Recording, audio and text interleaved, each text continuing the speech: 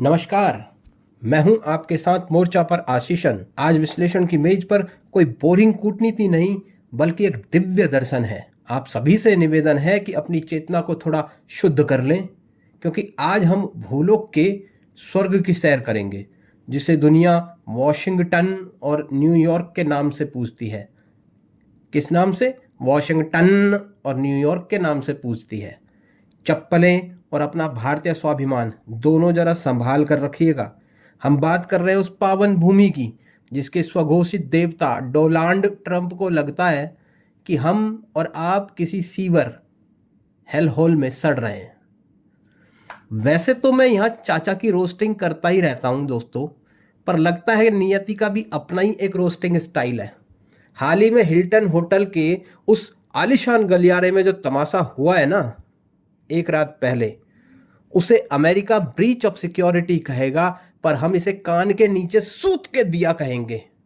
जब दुनिया के सबसे ताकतवर इंसान को उनके ही फरिश्ते यानी सीक्रेट सर्विसेज के एजेंट्स किसी बोरी की तरह घसीट रहे थे ना, तो बोरी चाचा, मेरा मतलब महाबली साबू का चेहरा कालीन की धूल चाट रहा था। तब दरअसल स्वर्ग का वो अहंकार औंधे मुंह गिरा था। आज हम पश्चिमी नजर का वो मोतियाबिंद उतारने की कोशिश करेंगे जो हमें नर्क बताता है, जबकि खुद के घर में इनके आग लगी हुई है। अगर हम इस घटना का टेक्निकल ऑडिट करें तो अमेरिकी सीक्रेट सर्विसेज के पास दुनिया का सबसे उन्नत सुरक्षा नेटवर्क है। लेकिन विडंबना देखिए, जब ट्रंप महोदय अपने स्वर्ग के सुखों में लीन थे, तब वहां किसी बाहरी दैत्य ने नहीं, बल्कि उनके ही शिक्षित समाज के एक हिस्से ने घुसपैठ की। आधिकारिक रिपोर्टों के अनुसार 31 वर्षीय एक अमेरिकी शिक्षक ने हिल्टन होटल के भीतर गोलाबारी की। इसे कूटनीतिक भाषा में पॉलिसी फेल्योर कहा जाता है। ट्रंप के अनुसार भारत जैसे देश असुरक्षित हैं, लेकिन डेटा बताता है कि स्वर्ग की सुरक्षा इतनी खोखली है कि वहां का पहरेदार भी राष्ट्रपति को ही ट्रॉली बैग की तरह घसीट कर ले जाने पर मजबूर हो गया। क्या इसी डिग्निटी का सपना वो पूरी दुनिया को दिखाते हैं? दोस्तों, स्वर्ग की इस फजीहत की गहराई में उतरने से पहले, अगर आप भी मानते हैं कि भारत को नर्क कहने वालों को आईना दिखाना जरूरी है, तो अभी मोर्चा द ग्लोबल फ्रंट को सब्सक्राइब करें। यहाँ हम केवल सूचना नहीं देते, बल्कि उन ताकतों के खिलाफ मोर्चा खोलते हैं जो हमारी संप्रभुता पर तंज कसती है। सब्सक्राइब बटन दबाएं और इस वैचारिक युद्ध का हिस्सा बने। अब यहाँ मुझे हमारे बुजुर्गों की एक बात याद आती है, जैसी करनी वैसी भरनी। अंग्रेजी में एक कहावत है, कमिंग होम टू रूस्ट। आपने 3 दिन पहले भारत के करोड़ों लोगों को नर्कवासी कहा था ना, और कुदरत ने 3 दिन में ही आपको दिखा दिया कि स्वर्ग में कालीन पर फिसलना और नर्क की जमीन पर मजबूती से खड़े होने में क्या फर्क है। इसे कहते हैं हाई स्पीड इंटरनेट वाला कर्मा। पहले पाप का घड़ा भरने में सालों लगते थे, अब 3 दिन में ही पेमेंट रिसीव हो जाती है।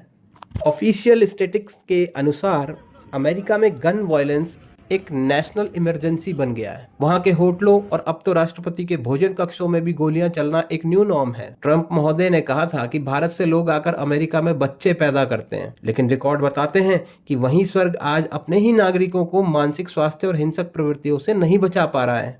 हिल्टन होटल की घटना में पकड़े गए व्यक्ति का किसी भी विदेशी संगठन से कोई संबंध नहीं मिला। ये शुद्ध रूप से मेड इन हेवन उत्पाद था। ये सुख सिर्फ अमेरिकियों को ही प्राप्त है आज की डेट में भाई साहब, कि उनके राष्ट्राध्यक्ष के घर पर कोई भी ऐरा गैरा नत्थू खैरा आकर गोलियां चला सकता है और मजे ले सकता है। चर्चा के इस गंभीर मोड़ पर हमें यह समझना होगा कि जब कोई वैश्विक नेता किसी देश को हेल होल कहता है, तो वो उसकी अपनी नस्लवादी मानसिकता को उजागर करता है। ये चीज दिखाती है कि इस प्रकार के लोग कितनी गहराई तक आज भी अपने मन में नस्लवाद का इस्तेमाल करते हैं। ट्रंप का ये बयान कि भारत एक नर्क है, दरअसल उनकी उस खींच का परिणाम है कि भारत अब उनके इशारों पर नहीं चलती। लेकिन नियति बड़ी क्रूर है। जिस स्वर्ग का वो ढिंढोरा पीटते हैं, उसी स्वर्ग के एक पहरेदार को आज गोली लगी है। हम उस पहरेदार के प्रति संवेदना व्यक्त करते हैं, लेकिन उस तंत्र पर हंसने का हक तो रखते ही हैं जो पूरी दुनिया को सुरक्षा का पाठ पढ़ाता है और खुद के होटल में कान के नीचे सूत के खा रहा है। अंततः सवाल ये नहीं है कि ट्रंप गिरे